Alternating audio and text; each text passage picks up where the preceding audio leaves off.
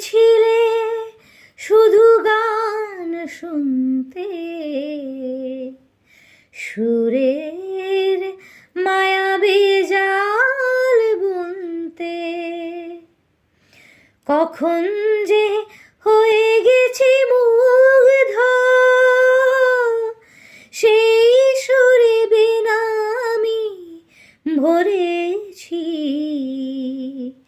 এ কি করেছি আমি অবুঝের মতো, এ কি করেছি আমারই অজান্তে।